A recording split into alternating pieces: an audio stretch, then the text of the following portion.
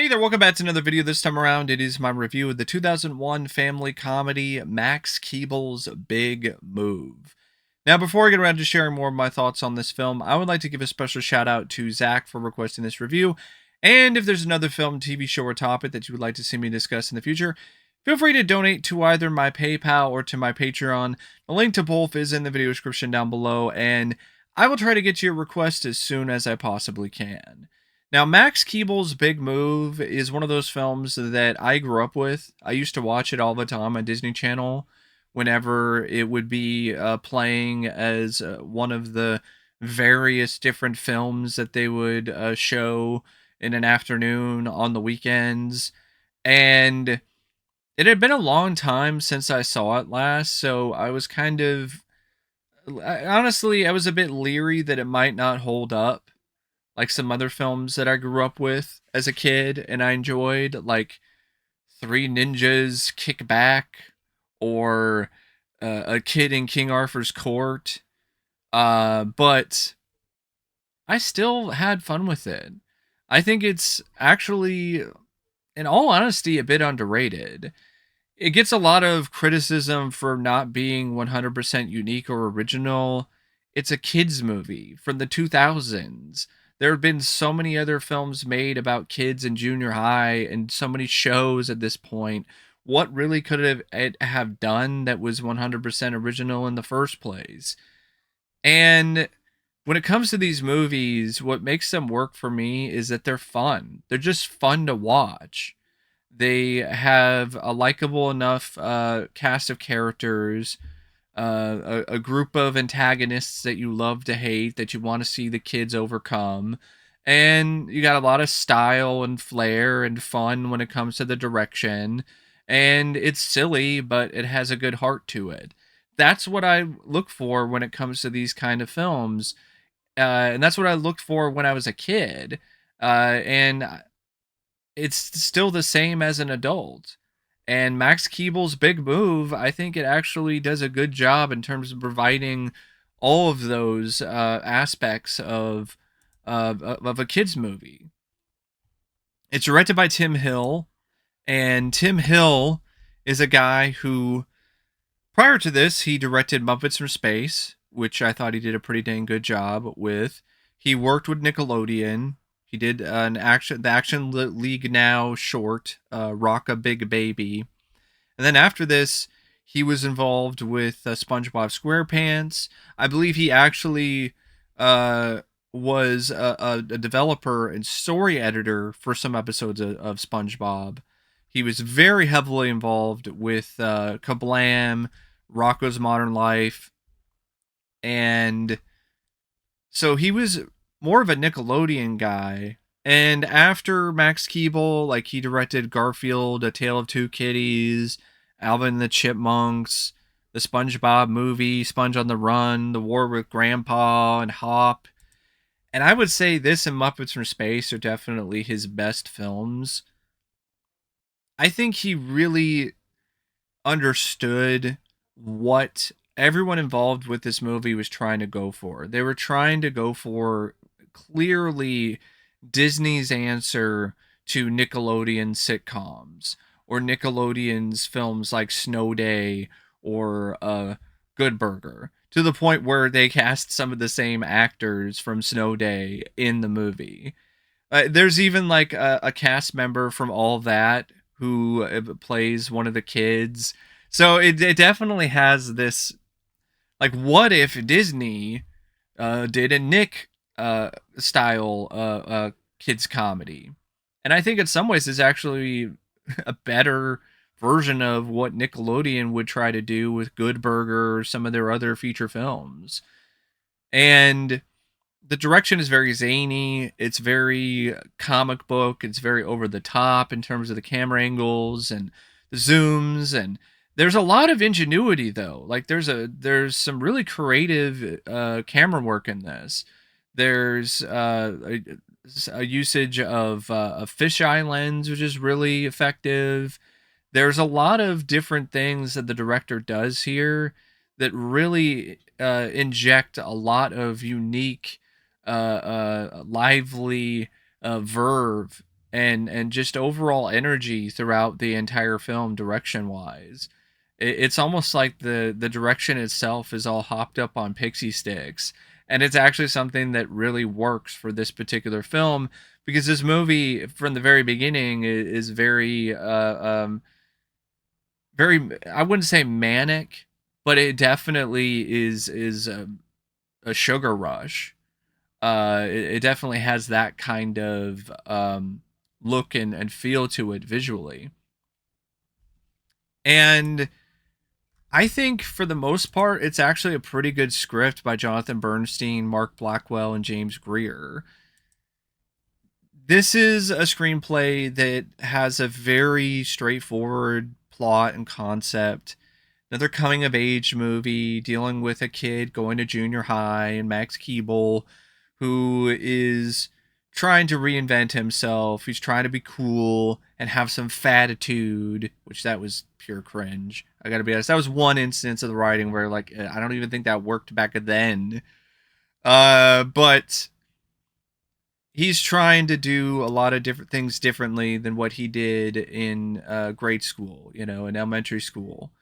And this leads to him, changing his whole wardrobe, his whole look, he's still hanging out with the same friends, but you get the gist that he's willing to maybe sacrifice them for an opportunity to be more popular. And it's something that a lot of kids around this time can actually relate to and can really connect with when it comes to the conflict involving that. And then he gets a giant wrench that's thrown into things in the form of his parents deciding they're going to move to Chicago.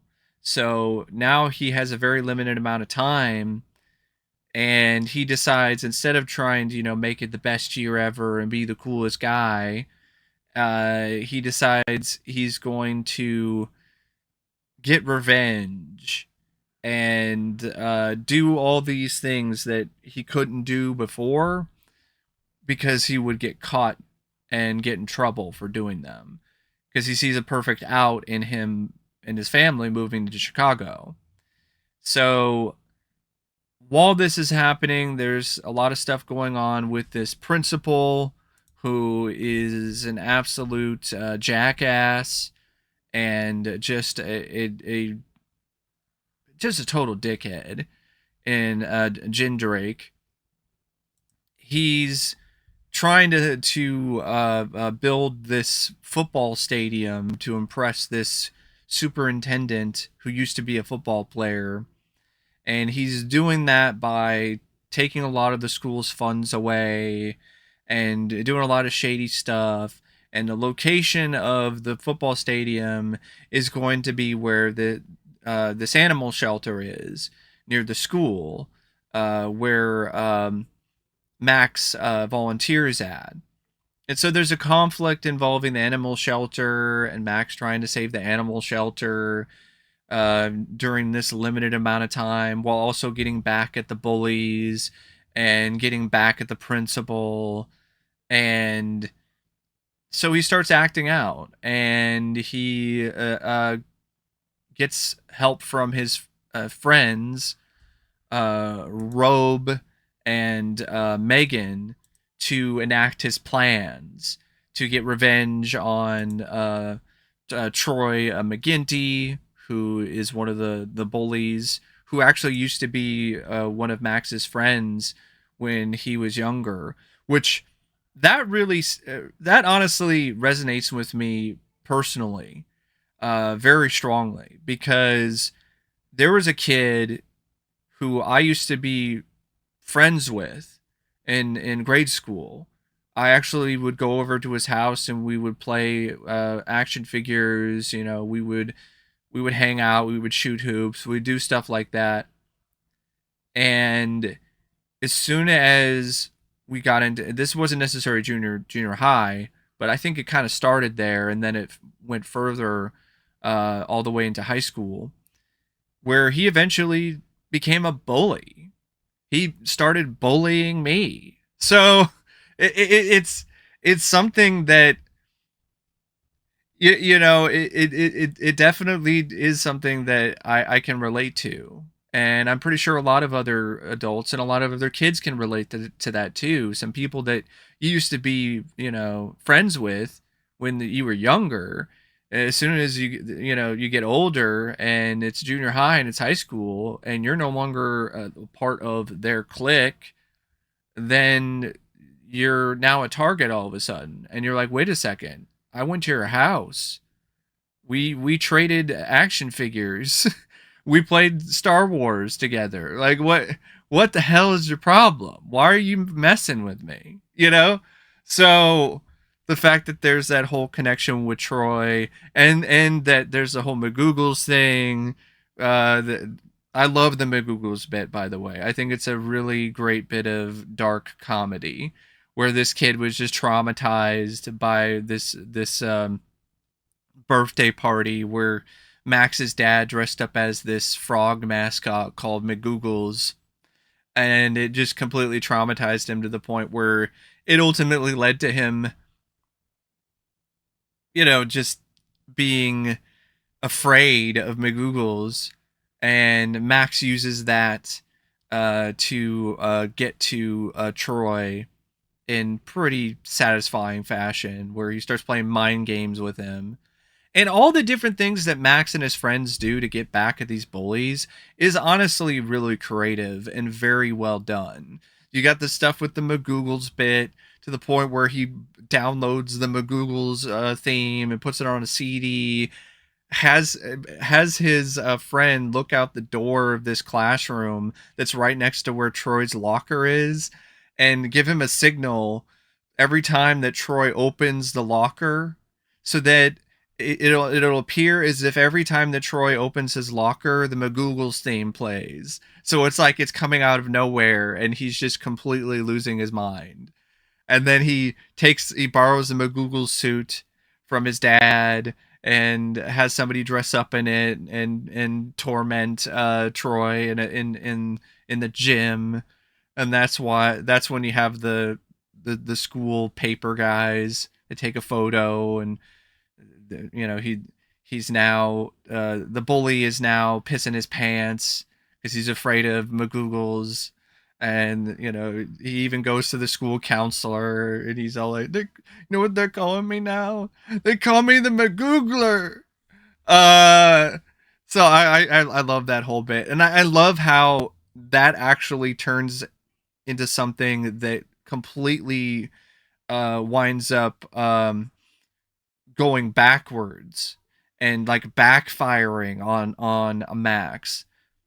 And I like how all of these things that Max does, like with the ice cream guy, and with the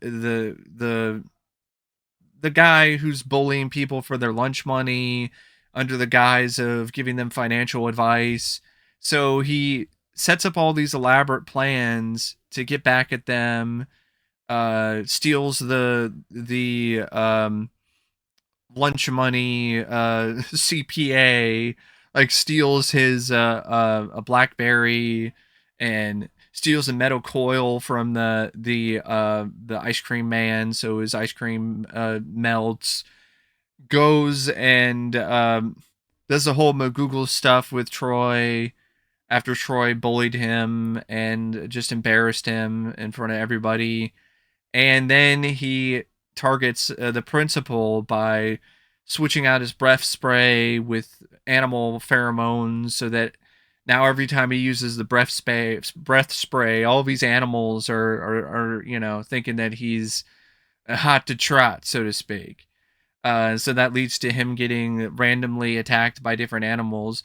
It's crazy that this particular actor who winds up playing the principal, he has multiple films where he's like sexually assaulted by animals. Like what are the odds of that? Because he's the same actor who was in The Nutty Professor 2, um, Larry Miller. But yeah, you got the evil ice cream man, Principal Jindrake, you got Troy McGinty, you got Dobbs, and then the evil ice cream man and Dobbs are pitted against each other by Max, and Max winds up dumping melted ice cream all over them in a junkyard. The big reveal, and to be honest, is something that's pretty predictable and was already revealed in the trailer, is that Max doesn't actually move. So now he has to deal with the consequences of all of the things that he's done during this short period of time. And it honestly is a good message at the end of the day. Like, yeah, there's cliches as well, like the whole stuff where he has a falling out with his friends because he becomes selfish and parties with this hot girl and little Romeo of all people, who is just randomly somebody who goes to this school. And he's partying with them and drinking all his milkshakes and forgets the birthday party that his friends set up for him. And so now his priorities are no longer straight, and his relationship and friendship with his friends is strained. He's not picking up on the signals that Megan is putting out, that she actually likes him, like really, really likes him. But it turns out at the end, him not moving actually wound up being a good thing. It made him realize what his priorities are in life, what really matters to him. He reconciles with his friends. He starts a relationship with Megan, and he actually faces the consequences head on. Like, he doesn't run away. He doesn't run away from the consequences of his actions. He sets things up in order to deal with whatever consequences that were going to come his way from Troy or Dobbs. But then his friends come in and decide to help him out. And they decide to essentially take back to school and realize that they outnumber these two bullies. So they're like, nah, we're not going to be bullied anymore. Like, we outnumber you like by the hundreds. Like, why are we so afraid of you? Like, we're not going to give you our lunch money anymore. We're not going to let you bully us and give us swirlies. And there's like a line of dialogue where Max is trying to tell them not to throw the two bullies in the trash because then we're not any better than they are. Let them go, and then let them go, and then they fall in the trash, and then it's kind of a conflicted thing in terms of the messaging. But I still think the messaging was rather clear, even despite that. And yeah, like, it's not a film that is completely going to reinvent anything story wise, but it's just fun. It's a fun concept. The whole idea of Max Keeble taking advantage of this period of time before he's supposed to move, and really getting the most out of it, including a massive epic food fight, which in all honesty might be like the best food fight you'll ever see in not just a kids movie, but possibly anything. I mean, it might not be, well, I don't know. The food fight in Heavyweights is really up there as well. But yeah, it's also got a good heart to it. It's got a good message in terms of standing up to people, standing up to the bullies, whether you're a kid or an adult, because that's what ultimately happens with Max's dad. And that's why they don't move, is because Max's dad finally steps up to his jerk boss and tells him, no, I'm not going to demean myself for you anymore. And I'm not going to move. I quit. And he starts his own business. And there's just a lot of stuff in this that is also really, really clever in terms of some of the dialogue. There's some funny moments of back and forth between various different characters. Does a really good job making you really feel like Max and Robe and Megan really are very good friends. And it makes you understand why Max is initially tempted by the hot girl, even though she really doesn't like him at all. She just likes, messing with him. And it's one of those things where I can see why some people would be like, "Oh, this is derivative," or "This is been there, done that" type of stuff. But I think the way that stuff is structured in terms of the overall plot, with the just unabashed zaniness of it all, and it's a big beating heart. It just winds up working in the end for me. Like even the opening, which has got this really weird camera work and filter to make it look like it's kind of a comic book, but almost kind of not, with the saturated colors and this over the top comic book style confrontation between Max and the ice cream man, and just the ice cream man himself, and how it's just so uh uh so mean in a way that is just unbelievable, but at the same time is really funny. It's just one of those things where, yeah, I think it is a story and a script where a lot of people's mileage may vary when it comes to Max Keeble's big move. Like they'd be like, "What was really the big move? It wasn't the move." I'm like, "So why did they do the whole moving thing?" Because the moving thing was just a setup. It was a setup for him to do all this crazy stuff, pull all these pranks, turn the tables on people that he considered to be enemies, and then have that all backfire. And now he's the target, and now like he's in even bigger trouble and in even deeper shit than he was before. And I think it was just about his big move being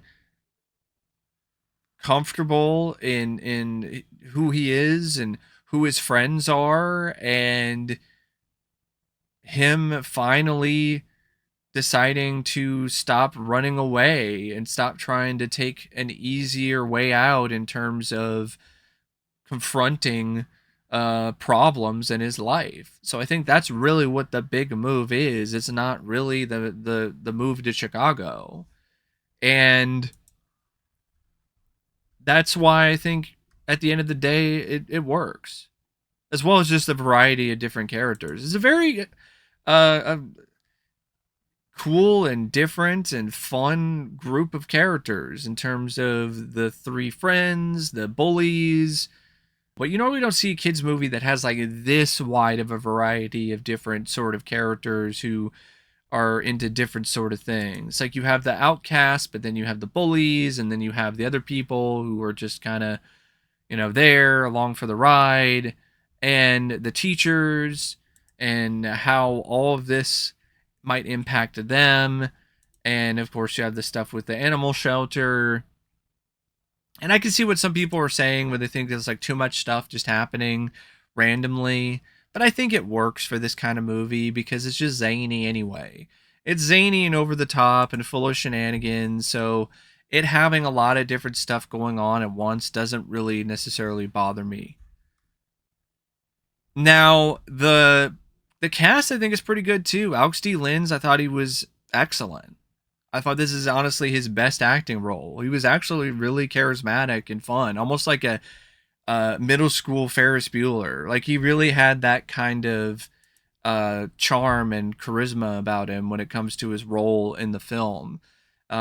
He's even doing narration, kind of like at Ferris. Like he really did pull it off. I had a lot of fun watching him in this. Larry Miller, I mean, he stole every scene he was in as Jim Drake. Like, it was so funny as this just ridiculously awful principal. Jamie Kennedy was also a lot of fun as the evil ice cream man. It was nice to see Nora Dunn from SNL as Max's mom, and Robert Carradine from Revenge of the Nerds is his dad. Josh Peck, he was pretty enjoyable as Robe, the weird social outcast friend of Max's who's overweight and wears a robe all the time.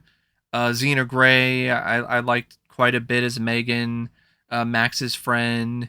I felt that her and Alex had some really good chemistry together. Noel Fisher was fantastic as Troy McGinty, just really fucking funny.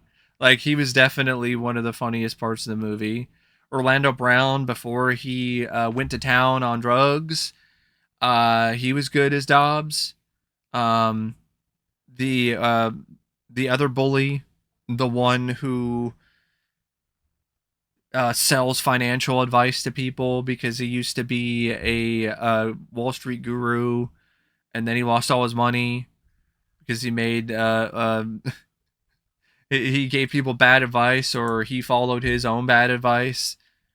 And yeah, Brooke Ann Smith, who plays Jenna, who's the love interest of Max, but not really.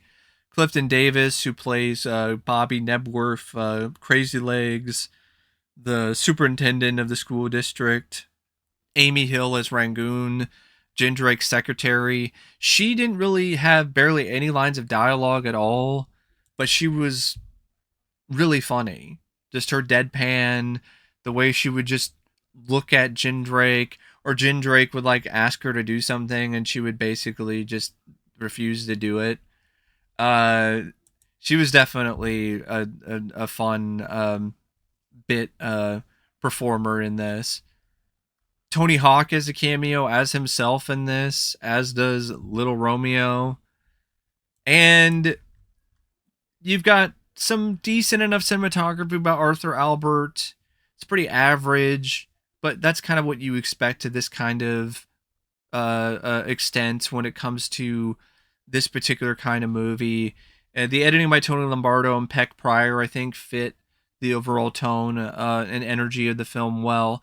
The score by Michael Wanmaker was just kind of meh, but I liked a lot of the songs that they used for the soundtrack. Like that was such a nostalgia rush listening to a lot of these early 2000s alt rock kind of songs, and it just reminded me of listening to the radio back in the day, or when I would be playing different video games like Splashdown, listening to Sum 41. It was that kind of vibe. It was kind of fun. It was kind of fun to listen to all that again. And I know for some people that makes it like even more firmly dated, but I don't think it's necessarily a bad thing. Like every decade has its style, it has its particular kind of music and what was popular, and I think a lot of these songs still hold up pretty well. So and I think the film holds up pretty well for what it is. It's like 86 minutes as well. Like it's not that long at all. So it goes by at a pretty quick pace. It's not that boring because there's usually always some kind of a comedic bit or pratfall or line of dialogue or some moment of intrigue or something about the story that was at least a little bit compelling that made you want to see what happened next. And it was just a film that, like I said, it has a good heart to it, which goes a really long way. And then at the same time, it just has a good sense of, um, I would say childish fun, because there is a difference between fun in the realm of a kids movie and fun in the realm of a film for adults. And I do think that this is one of those films that really definitely gets the difference between the two, but at the same time has some moments that I think adults will definitely still appreciate and be able to glean something from. But anyway, that's my review of Max Keeble's Big Move. And until next time, I'll see you later. See ya.